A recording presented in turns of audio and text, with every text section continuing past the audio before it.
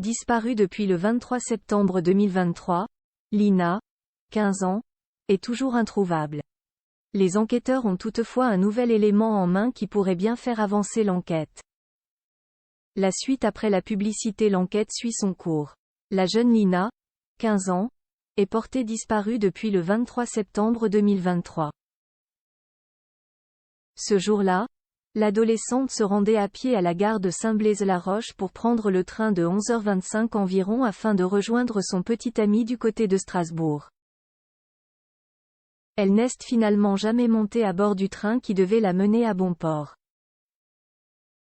C'est son petit ami Tao qui avait alerté la famille, le 23 septembre dernier, en voyant que Lina ne se trouvait ni dans le train, ni sur le quai de la gare de Strasbourg.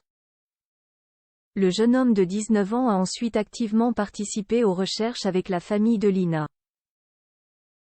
C'est lors d'une battue, organisée dans une usine désaffectée, qu'il avait fait tomber son téléphone portable, geste perçu comme curieux par les enquêteurs.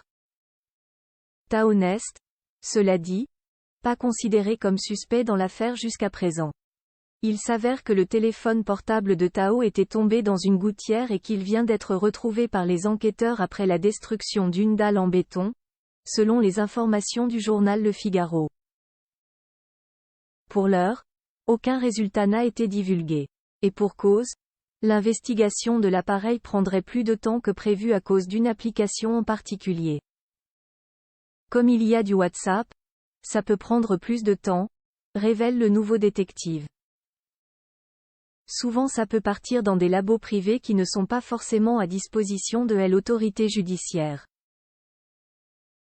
Une source policière ajoute, auprès du Figaro, l'exploitation de son téléphone est tout à fait normale dans la mesure où il fait partie de l'entourage proche de la disparue.